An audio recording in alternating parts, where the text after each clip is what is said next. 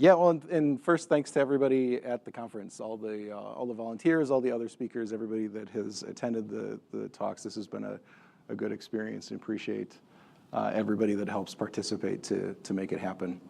I wanted to talk about my experiences a little bit. One of the things that I've had to go through is learning everything the hard way, I think.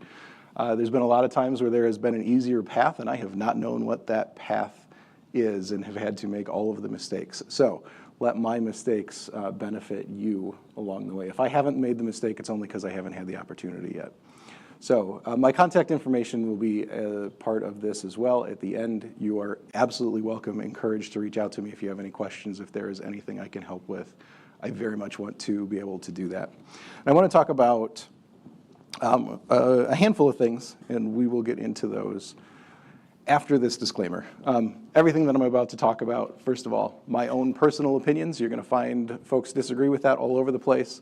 I am not here as a representative of any organization, and there is a good chance that a decent handful of the things that I'm going to talk about today doesn't apply to your organization.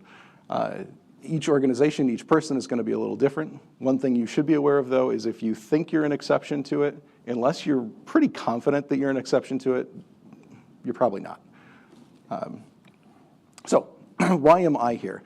I want to see positive change in the industry. I think that we have an interesting challenge with getting folks into management positions out of the technical track. We've talked about this as an industry for a long time, and the idea that what career progression looks like for engineers, systems and administrators is they hit a point where they're like, I've been doing this for a while, I'm not sure what's next, I want to make more money. I think a promotion looks like whatever my boss is doing.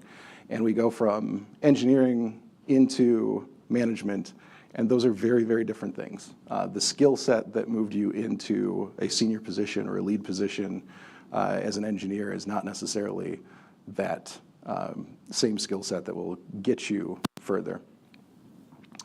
And if you've ever had a bad manager, which I suspect most of us have had, that stinks. That's terrible. That's a really miserable experience. I would like to see less of that in our industry. So my hope is that by going through this, we can avoid more bad managers. I am here to dissuade some of you from going through the management track and encourage others. My story, I'm going to go really briefly through this. I started as a self-employed web developer, decided that customers stink, trying to corral college students to be productive and get work done on a timeline stinks. Decided to get out of that and went into retail, did management of commission sales staff there, then decided I actually really wanted to be back in IT, just not in the capacity that I was. Started all over again as a consultant on help desk, went through a handful of different roles, as you can see there. What's important, the last transition that I made, and this is a story that is one that is dear to me and I think probably tells you more deeply about why I'm speaking right now than anything else. My last job transition was from a government role, had a pension, incredible job security, got bored with the role, wanted to do more, was looking for new experience. I would get calls all the time from recruiters, and the recruiters would say, hey, we've got a position we'd like to pitch to you, and I would start with, I have a pension that I'm vesting in, I have government benefits, it has to be better than that. One person said, I think we should keep talking. We had that conversation.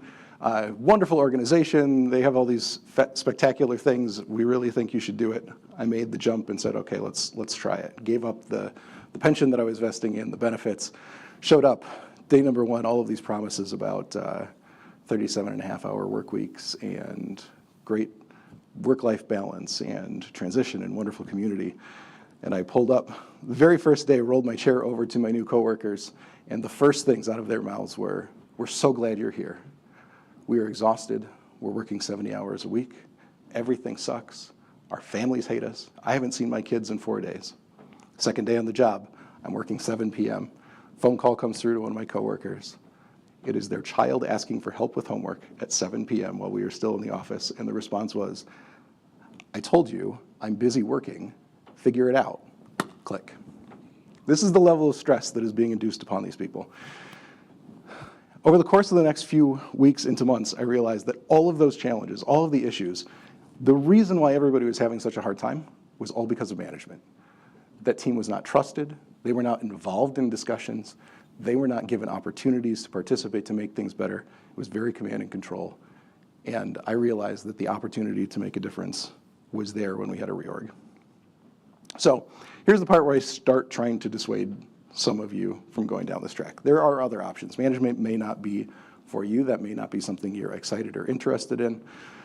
If you're looking for different work, more work, you can look at larger organizations or smaller organizations within your same role. Depending on what those companies look like, depending on what those departments look like, you may have an opportunity to become more of a specialist in something. You may have an opportunity to touch more technologies.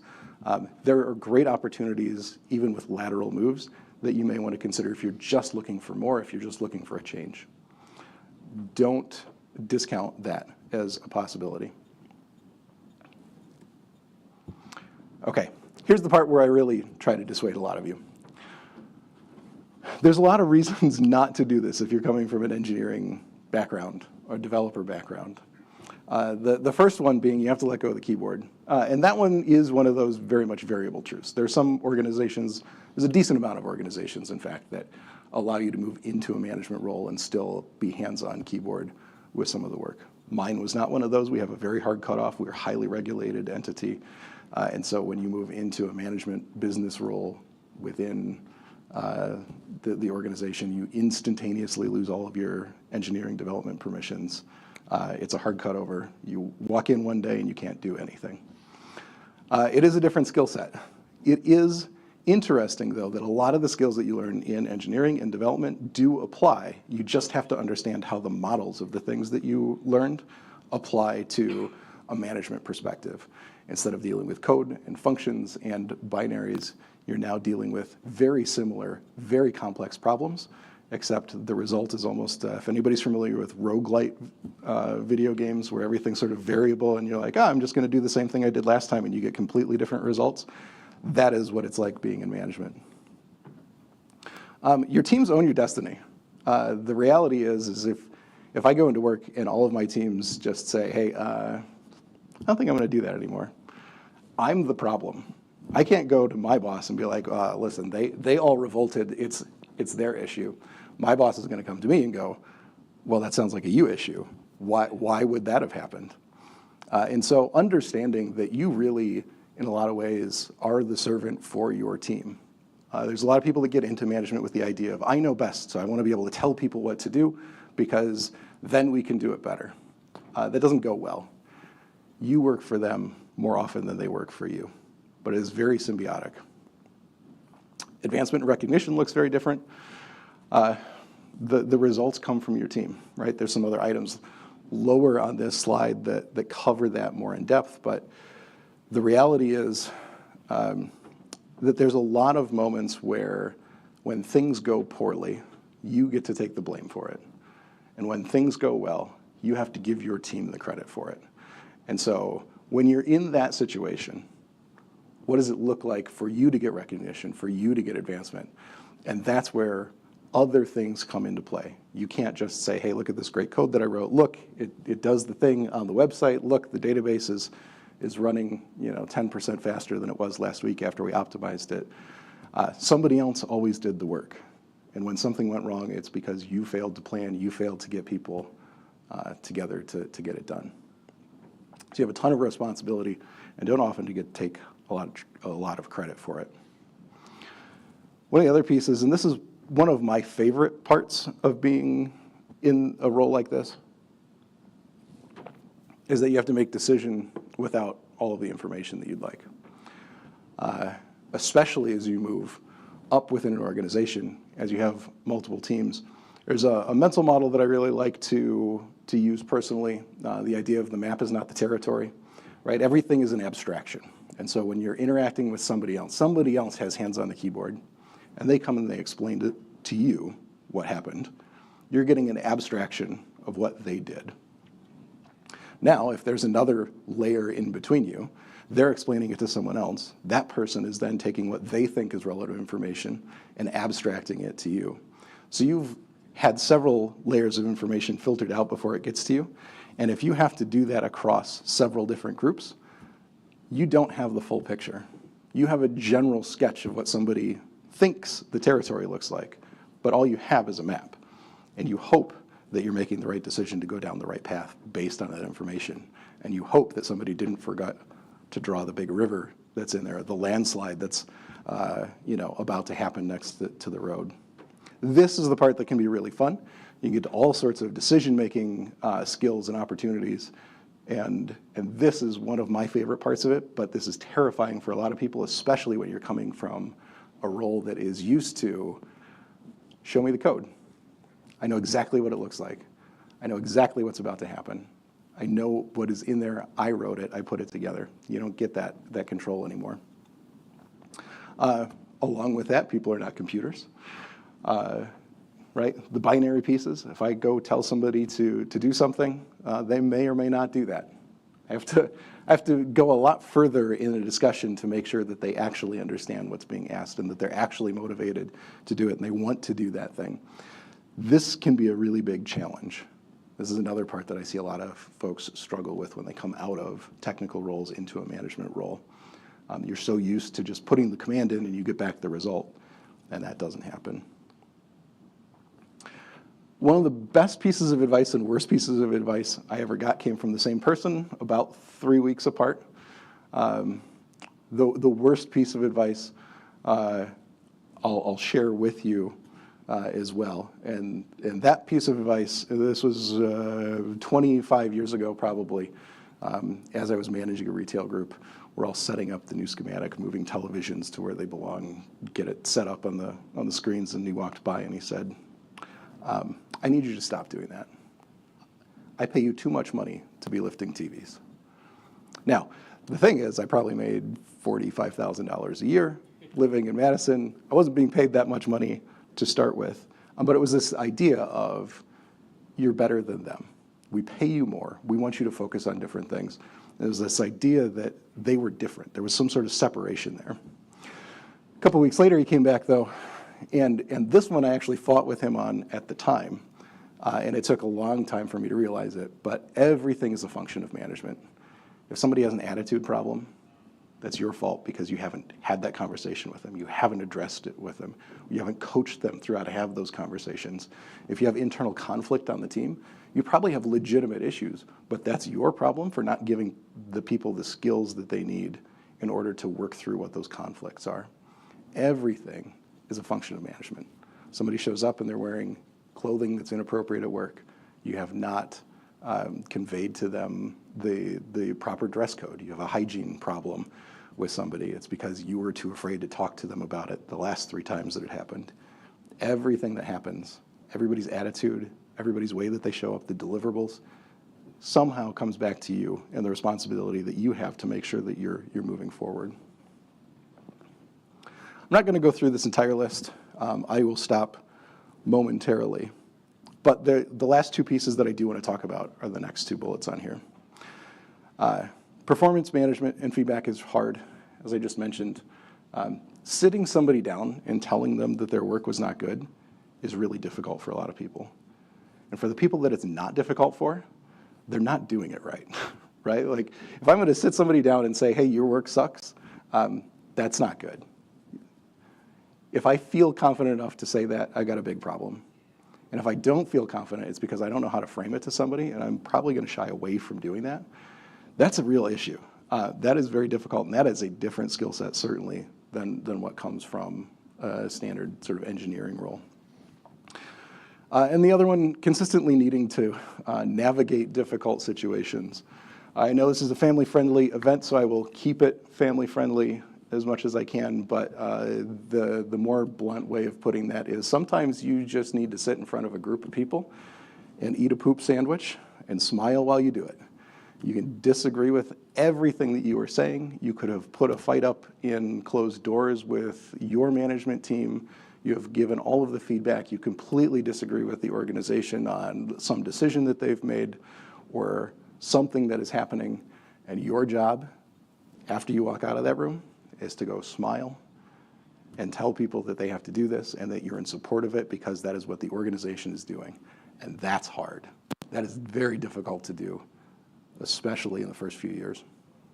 Okay. A bunch of other stuff on that slide. We can talk about any of those in the Q&A later, but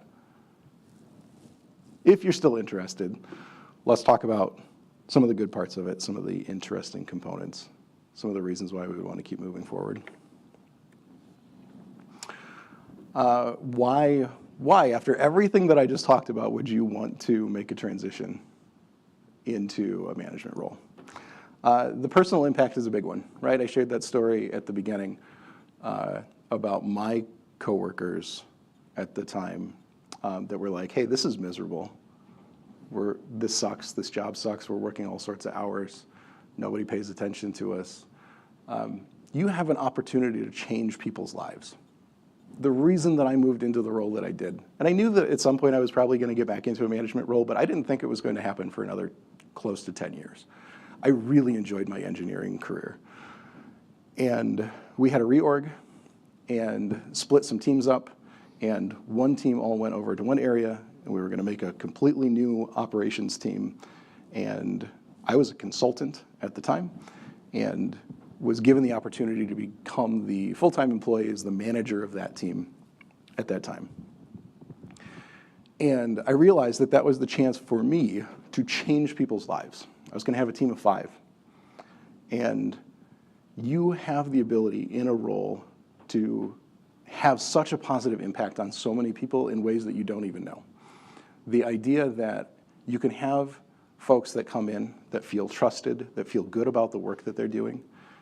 We always talk about the part about coming in and, oh, you spend more time at work than you do with your family. And there is a component to that, right? There's something about just not being miserable for 8 hours a day in the office. But then when people go home, they can be better spouses, they can be better parents, they can be better children to their own parents. The impacts that you have in a role like this ripple through all of that. That is the part that constantly keeps me motivated in this type of role, is knowing the kind of impact that you have on people's lives and their families. And that's a big deal.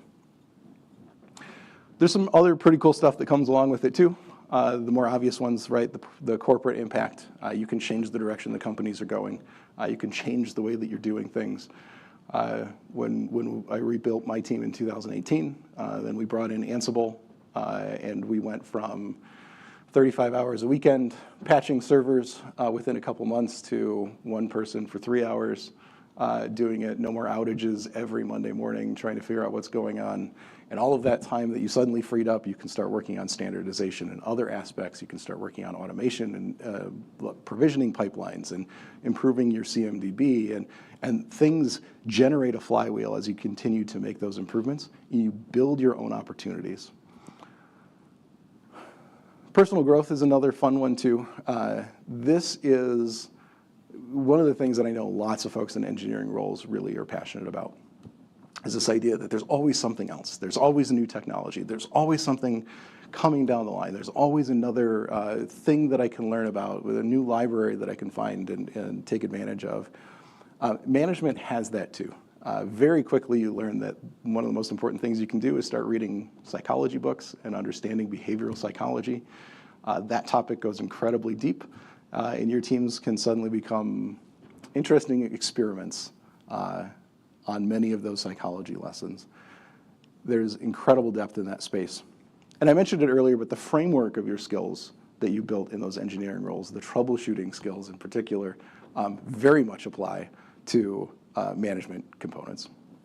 I would highly encourage you to consider that part of it. Sure, the actual troubleshooting is a little bit different, but if you're familiar with systems thinking at all and understanding how things correlate to each other, how they connect, how they impact each other, just using the lens of systems thinking can keep you busy for a lifetime in a management aspect. All sorts of new challenges. And then the other part that comes with it is a very moral and ethical profession. You will be presented on a at least weekly basis, if not a daily basis, with moments that you are going to have to make very difficult decisions. Is this appropriate? Is this the right decision? Do I need to tell someone about this? Can I tell someone about this? Is this appropriate for HR? Am I supposed to keep this to myself? Are we making the right decision?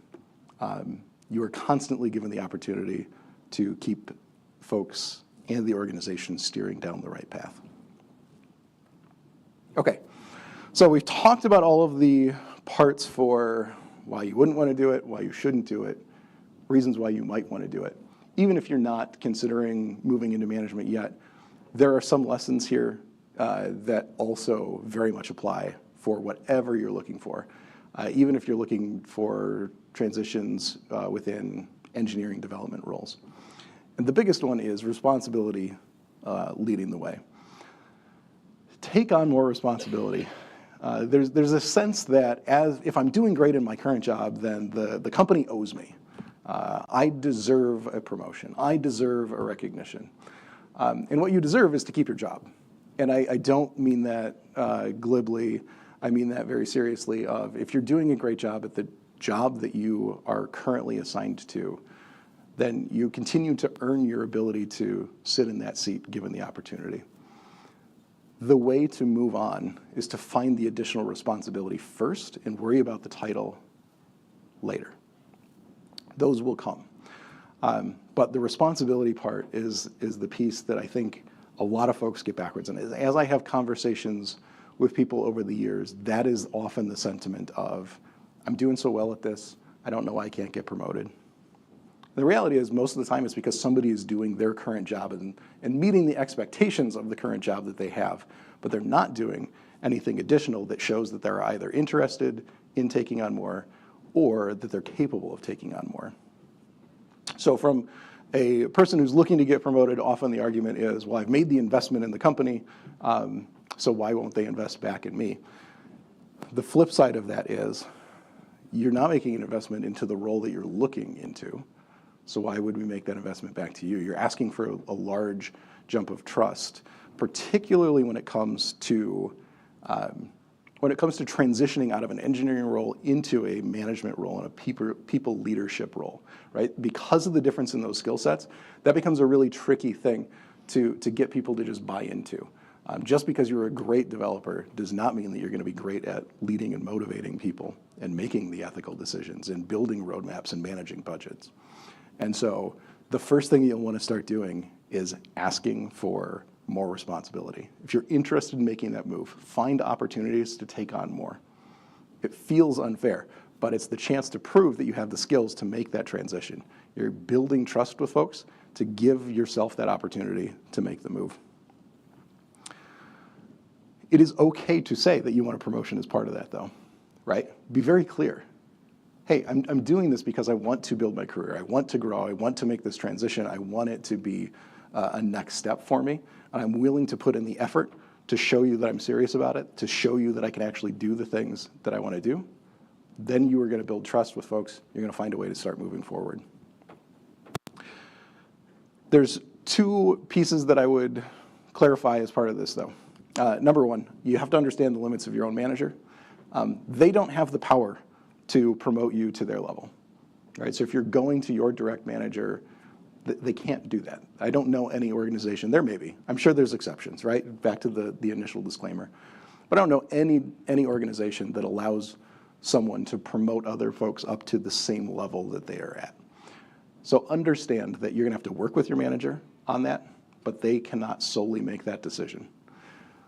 The other part with that, there's a good chance that they actually don't know what it takes to get promoted.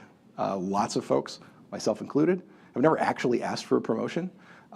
At some point, somebody has come across and said, hey, we think that we have a need, and we think that you have the skills for what we need, so we're going to put you into that role. Are you interested in doing that? That's great. But that being the case, nobody actually explained what the process was to lead to that conversation. That may not have happened for them either. So be aware that they may need to go do some research. You may need to go do some research on understanding, hey, in this organization, what is the process for that? Do we have to do nominations? Do we have to have particular ratings at the end of the year for performance reviews? What does that structure look like? That's probably a conversation that needs to be had with HR, and your manager may not know what that is. The other one is an important note. We talk about how you're asking to take on additional responsibility to show people that you can handle the additional skill, or you're asking to take on more responsibility so that you can show them that you're capable of performing those tasks, that you're saying, hey, I want this to become my job. This is what I want to do. There's a part of that you need to be able to build the confidence that you can do that. Now, you also have to go through a very similar conversation of trust building when you are switching organizations, right? I have to convince somebody without actually having them see my work ethic, without having to see what I've done on a daily basis for the last however many years at my current organization, that I can actually do those things. And so if you're looking for a promotion and you're looking to transition out of an engineering role or a development role into a management role, that requires trust. It additionally requires trust when you're switching companies. And so to ask for a promotion out of a non-management role into a management role and get hired into an organization can be very challenging. So I want to warn everybody with that could be very, very difficult to do because you're asking people to take a huge leap of faith on you. What I will say is that some of you may not have another option. If your organization is one where you have built a bad reputation that you haven't been able to shake, even though you've made some changes, you had bad conversation, bad luck, very little movement, there may be a whole bunch of reasons why you need to change an organization to make that happen. What you may need to do in that scenario, if you're having a hard time getting that transition to happen as well as a company change, is make a lateral move and make that part of your interview conversation. Hey, I'm interested in doing this. This is something that I'm really passionate about. What I really want to do, though, as part of this agreement for me coming to your organization is to move into a leadership role in the future. That is important to me. And you set the stage. You set it, the line in the sand, and say, hey, I'm willing to come invest in you as long as you're willing to invest in me and put me on this track. Any organization that hears that as part of the interview, number one, is usually excited. That means that you're interested in growing, you're interested in changing your skill set, that there's other places that they may be able to move you to in the future. And that's a great opportunity for them. So be upfront with that as you have those conversations if that's what you're trying to do. But be aware that you may need to make a lateral move in order to get that to happen. Okay, a couple skills for where to get started. Right, I'm ready to ask for more responsibility. Where are some of the things that I can assist with that? There's an important differentiator between management and leadership skills.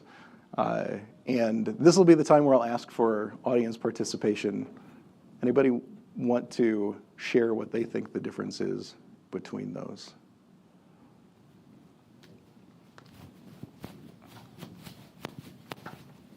Yeah.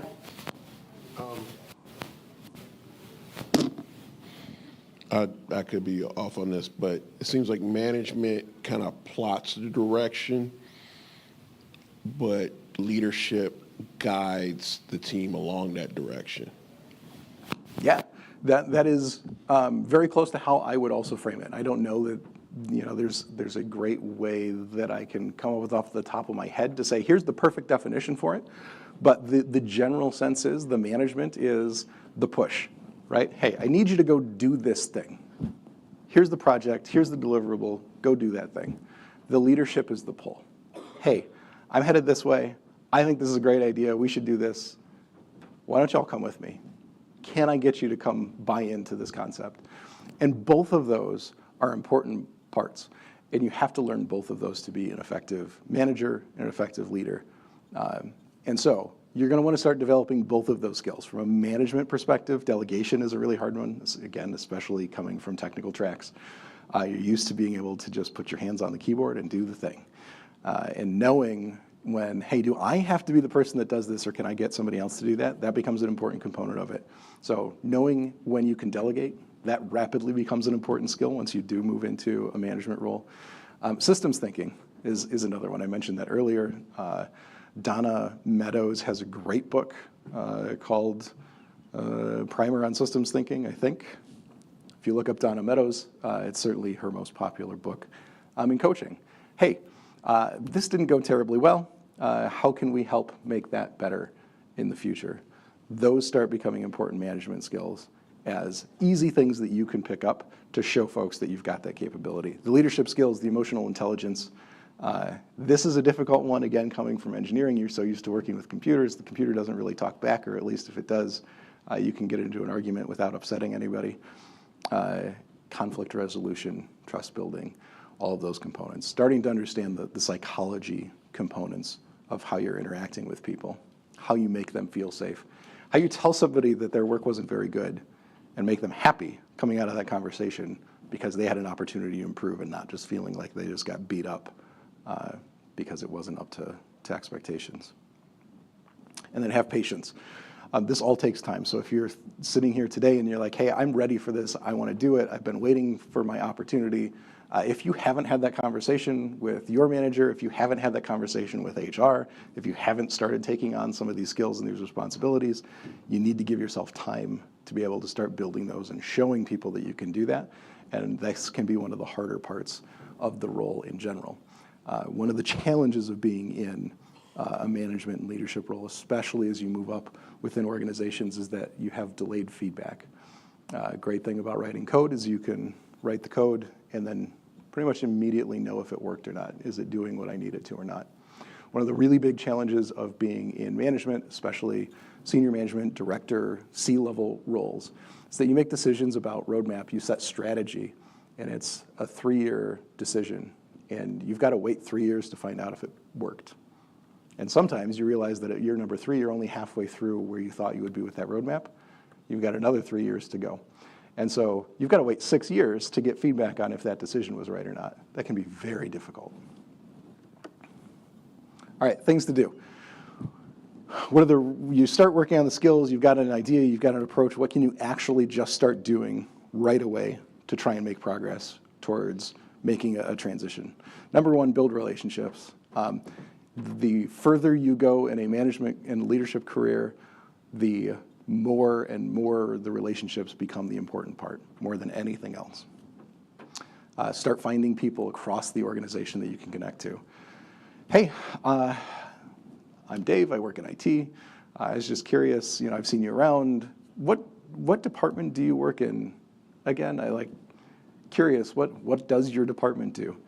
How does that tie into the business? Start understanding who people are in the organization and how things work.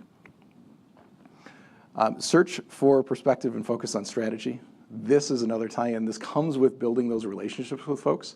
That is a step that will help move you along in that direction. But getting an understanding of why decisions are being made very much will help you in this journey, and it's going to help you in an interview quite a bit too.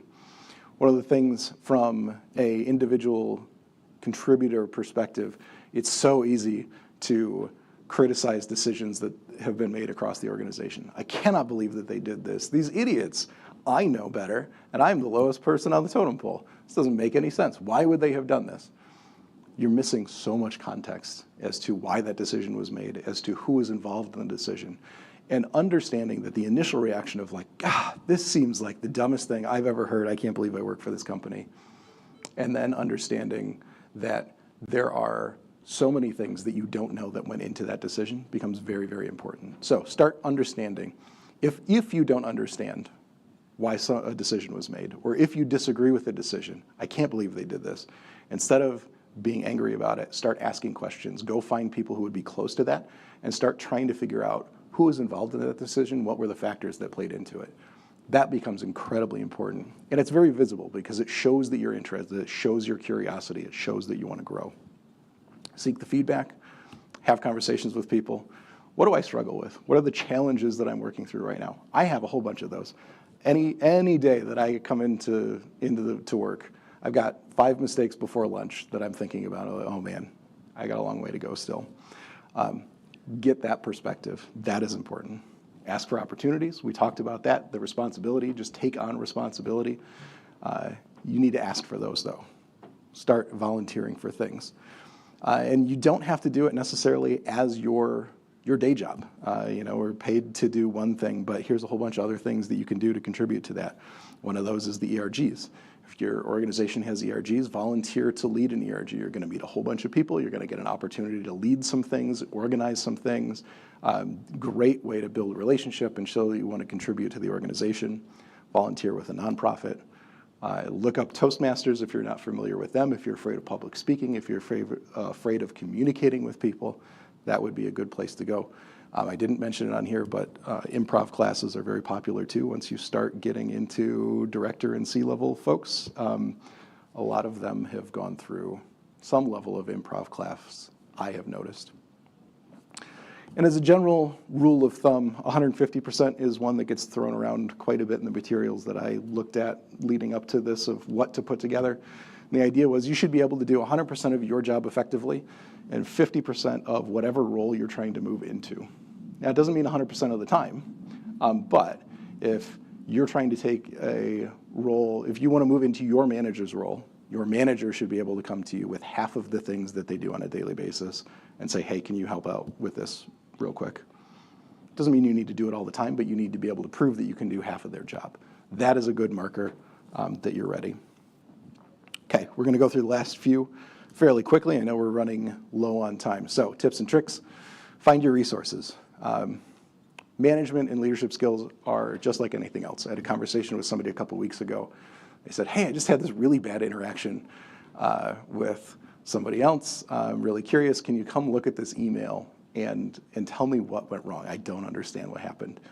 I read the email and I said, yeah, well, let's talk about the way that this person understood that. Let's talk about the way that you framed it, the way that you phrased it. Now let's talk about their perspective and what they care about. And the reaction that I was given was, oh my gosh, thank you, that was so helpful. I just don't know how to do that. And it's really great that we're lucky to have people that know how to communicate like you do, that can talk through situations like that. 3 years ago, I never would have been able to figure that out. That is just another skill. Spend some time, read some books, watch some videos, find your resources. You can learn those skills just like anything else. Practice small. This is the important part. We're talking about delayed feedback. Sometimes it takes that 3, 5, 8 years before you find out if your decisions were right or not. The smaller, lesser significant situations you can put yourself in more consistently to practice those skills is going to help a lot. As you move on, those will become less common. So you will need to seek out small opportunities to practice any of that. Coaching with a peer. Hey, can I give you some feedback real quick? Take every opportunity you can to have those conversations. Find a mentor or a coach, particularly one that can keep you honest. You need to have a relationship in that capacity with someone who can tell you when you've made a mistake, not just somebody that thinks that you're great and isn't going to tell you the truth, isn't going to help you along in that path. This person may or may not be someone that you like at work. I want to be really clear with that.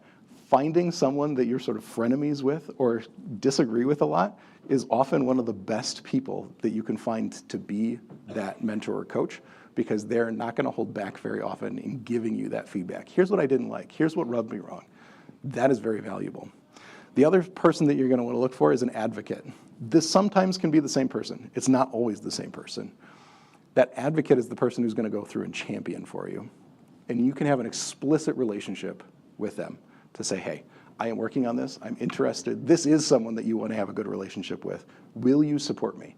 As you go into those conversations, as those conversations are coming up at your level about what next steps look like, what reorgs look like, who should move into what spots in the organization, will you support me as I continue to work through this? I'm working with a coach. Here's who I'm working with. But will you continue to put my name out there in those discussions? And then the other part, don't boast. This is a little tricky. If you have to tell me how good your work is, I probably don't believe you. Show me the work. Let's see it. I will go off of the work that you've done. But if you have to tell me to try and convince me that you did a great job, I am immediately going to get very suspicious of what you're trying to compensate for. So be mindful of that. Okay, be sure that you want to do it. We'll wrap things up, and I've got a couple of resources here at the end. Start small, test the waters. One of the nice things about this is that as you're taking on additional responsibility, as you are starting to learn some of those skills, as you're having conversations with people, one of the biggest fears that I've had with folks over the years when they're like, oh gosh, I just don't know. I don't know if I want to give up my engineering career to do management. Like, it seems like I could, I think I'd be pretty good at it, but I really enjoy this. And what if I am bad at it and it's really embarrassing to go back? The great thing is if you do all of these steps, at no point for what we've talked about today are you in a management role already. You can back out of that. You can take on whatever responsibility you want. You can test it out. You can decide if this is a good idea. Does it feel right? Does it fit right? Is this the right or wrong organization to do this with? You are not hard committed, and you can easily back out without having to worry about what are people going to think about if I move into a management role and then move back to engineering because it sucks. Reminder, understand the limitations of your manager, work with them, but understand that they can't control that for you. And start building relationships. That would be the other big thing that I would say is really just going to make such a big difference for you. Make your intentions clear, but start taking on responsibility and build relationships across the organization. Okay, a couple of resources.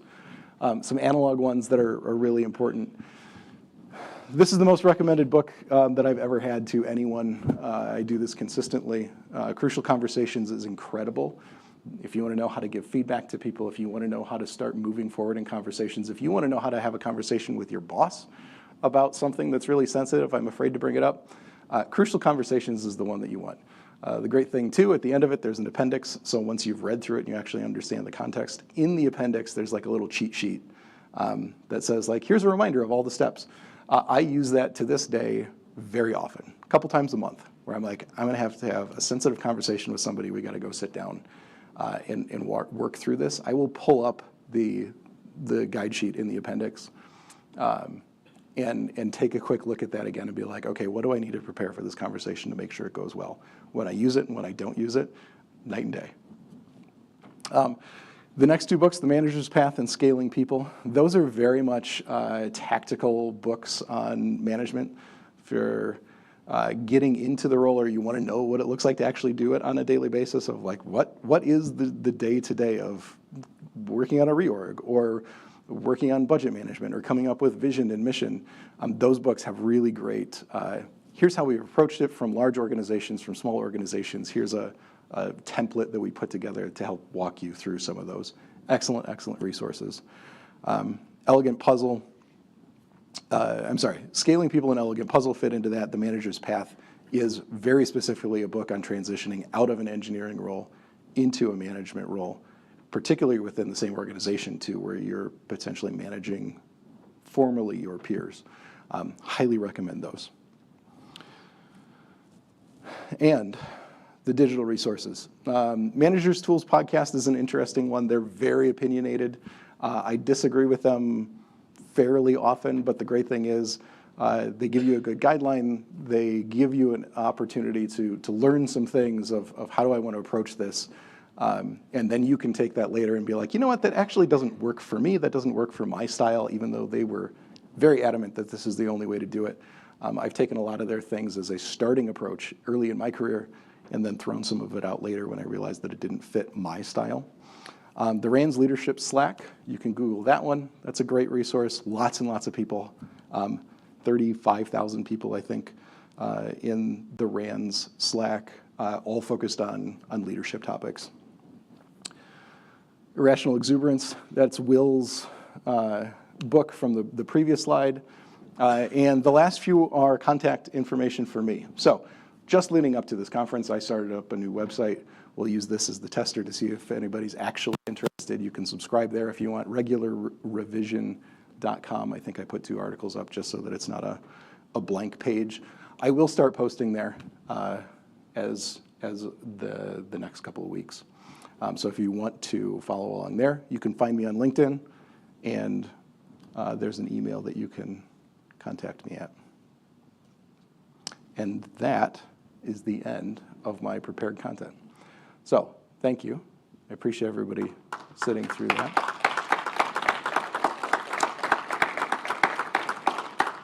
I know we started a minute or two late, and I probably ran 2 or 3 minutes late, but what questions can I take?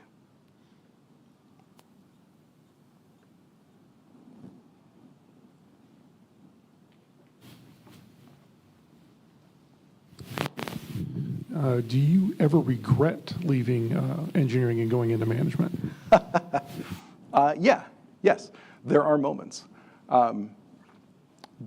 But they have gotten less and less common as time has gone on, and a lot of it was because of build habits. I can give you some very specific examples of, I used to work, you'd work all day, and then run into 2 or 3 things during the day that were interesting that you wanted to maybe expand to, but didn't have time during the day. So I'd go home and sit with the home lab for 3 or 4 hours every night. And then transitioning into management, there was like a good 12 to 18 months where I would come home and be like, what do I do now? This is weird. So some of those have been really difficult, and it was just getting through the discomfort of that. And then there's been a couple of moments because of the hard cutoff where I'm like, I know how to solve that problem, and it can be difficult to coach people through, right? If you can tell somebody the answer, but that work telling people the answer every time, and coaching people through how to figure out the answer so that you don't have to tell them every time can be very difficult. It's surprising the amount of times where you're like, I don't know another way to explain this to get this through. Maybe I should just go back to doing it myself. But it's fairly uncommon. I'm really happy with the decision, even though the first few years were a tricky transition. The impact is so much bigger.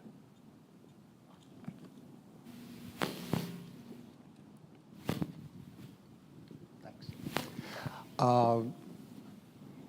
The hesitation on my part has always been the work-life balance. I've seen other managers and go, oh my God, I mean, they're putting in crazy hours where I can pretty much manage that. So I was wondering your thoughts on work-life balance, how you've navigated that, and did you see, oh God, my work-life balance from engineering to manager has gotten worse?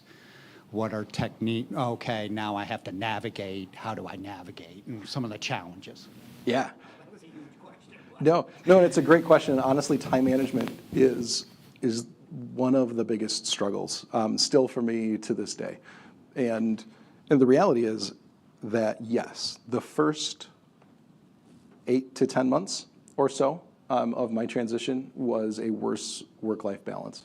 But I also knew that I was going to do that to myself because of the situation that was around it. I knew, like, hey, if I step into this, the next 8 to 10 months is going to be difficult because I have to rebuild an entire team. I have to come up with process, procedure, policy, structure, all of those pieces.